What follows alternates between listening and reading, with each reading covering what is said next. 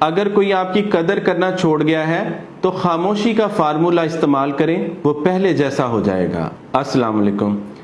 लोग पूछते हैं, मुख्तलिफ सवालात हैं, साइकोलॉजिकली चाहते हैं कि मैं बिहेवियर को डी कोड करूँ, उनको गाइड करूँ, बताऊँ कि हम चीज़ों को, ताल्लुकात को कैसे हैंडल कर सकते हैं। एक शख्स था, वो पहले बहुत कदर करता था, बड़ी अहमियत देता था, बहुत लव बॉम्बिंग करता था। ये बड़ा समझना ज़रूरी है।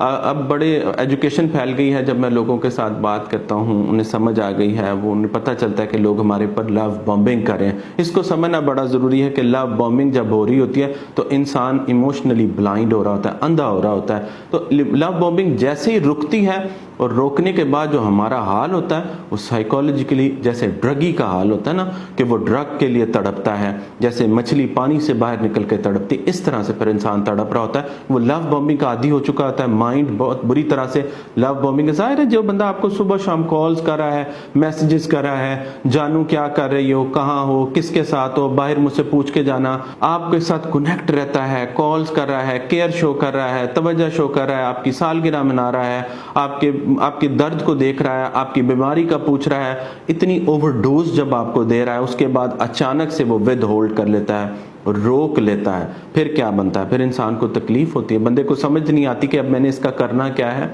लेकिन उसका रिस्पॉन्स क्या होता है। अब आप ये समझें, आप अगर कोई आपके साथ ऐसे कर रहा है तो आप क्या करते हैं। इसको मैं समझता हूं क्योंकि बड़ी तादाद में लोग मुझसे रब्ता करते हैं और मैं उनके बिहेवियर को देखता हूं कि आप किस तरह से लव बॉम्बिंग जब स्टॉप हो जाती है उसको रिस्पॉन्ड करते हैं, कि आप उसको बार बार मैसेजेस करते हैं, बार बार कॉल्स करते हैं, उसके पीछे भाग रहे होते हैं, आपको समझ नहीं आ रही होती, आप चीज़ों को, सिचुएशन को ठीक करना चाहते हैं, आप चाहते हैं कि ये मेरी मुट्ठी में वापस आ जाए, ये वैसे ही बहाल हो जाए जैसे वो पहले मुझ पर मरता था, मेरी कदर करता था, मुझे केयर देता था, सुबह शाम कॉल्स करता था, मेरे बारे में पूछता था, फिक्रमंद हो जाता था। मैं कहीं गायब हो गई, मेरे मोबाइल की चार्जिंग खत्म हो गई तो वो बेचैन हो गया, तड़प उठा, वो तड़प नहीं रहा, तो वो चीजें वापस कैसे आएंगी? तो उसको आप फिक्स करने के लिए दूसरे शख्स के पीछे भागते हैं। याद रखें, ये जो भागना है ये आपकी बेकदरी करवाता है, जो पीछे भागना है। अब भागें, मैं एतराज नहीं करता, लेकिन वो कॉन्शियसली होना चाहिए। डार्क साइकोलॉजी को, जो उसका प्लान है उसको फॉलो करते हुए भाग रहे हैं, वो और तरह से भागना है। जो आप भाग रहे हैं वो इमोशनल भागना है, वो भागना ठीक नहीं है। उसको समझना बड़ा जरूरी है कि इमोशनली जो आप भाग रहे हैं वो नहीं भागना है। इसको समझना बड़ा जरूरी है कि ये जो आपका लव बॉम्बिंग स्टॉप हो गई है, जो चेजिंग बिहेवियर है,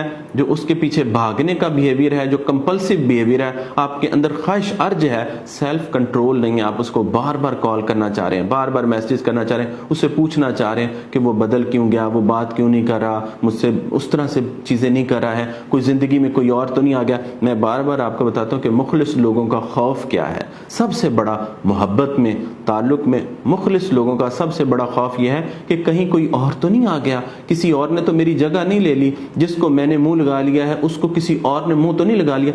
हालांकि ये समझना बड़ा जरूरी है कि कई बार ये हमारा खौफ है जो हमें गलत गाइड करता है, हम उससे फंक्शन करते हैं। कभी भी जो फंक्शनिंग है वो फियर ओरिएंटेड नहीं होनी चाहिए, फियर से फंक्शनिंग नहीं करनी चाहिए, लेकिन हम फियर से फंक्शनिंग करते हैं। बहुत बार ये हो भी सकता है कि रियलिटी हो, और बहुत बार ये होता है कि हमारा फियर हमें वो चीज दिखा रहा है जो वहां पर मौजूद नहीं है। इस साइकोलॉजी को भी समझना जरूरी है कि कहीं ऐसा तो नहीं है कि आप इस खौफ में मुब्तला हो गए हैं कि उसे कोई और ना ले जाए, कोई और तो नहीं आ गया।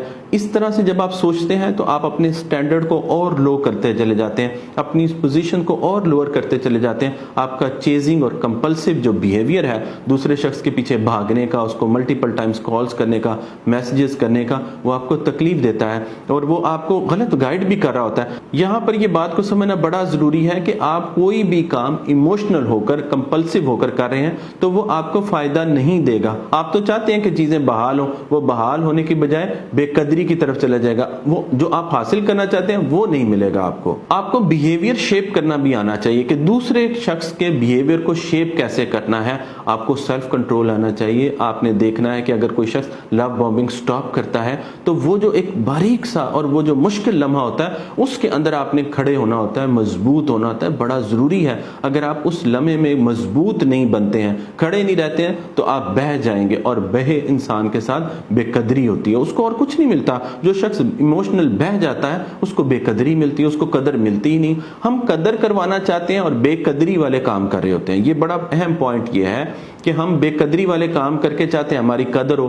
तो अगर आप कदर करवाना चाहते हैं तो कदर करने वाले यानी जो कदर करवाने वाले काम है वो करें। अगर आप कदर करवाने वाले काम करेंगे तो आपको कदर मिलेगी। बेकदरी करवाने वाले काम आप कदर की ख्वाहिश में करेंगे तो आपको कभी भी कदर नहीं मिलेगी। मुखलिस लोगों का मसला क्या है कि वो खामोश नहीं रह सकते, वो सेल्फ कंट्रोल उनके अंदर काम होता है। तो अपने अंदर लेकर आए।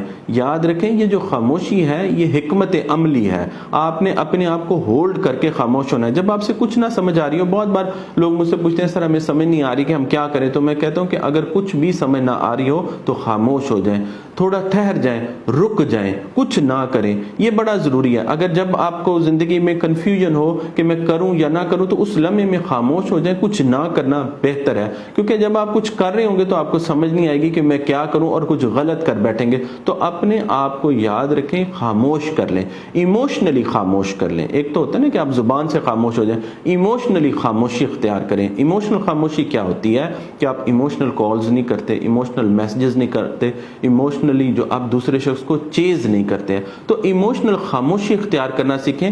इमोशनल खामोशी जब हमारे अंदर नहीं होती तो हम बहुत मुश्किल में आ जाते हैं, दूसरा शख्स हमारी कदर नहीं करता। याद रखें कि रिलेशनशिप को समझना बड़ा जरूरी है। रिलेशनशिप में रिलेशनशिप पेन भी आती है, कोई भी रिलेशनशिप ऐसा नहीं है जिसमें पेन ना हो।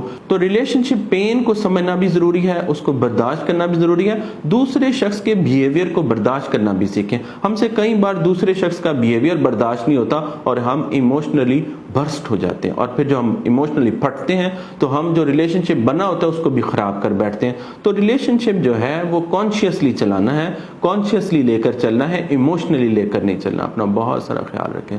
जज़ाकल्लाहु खैरन कसीरा।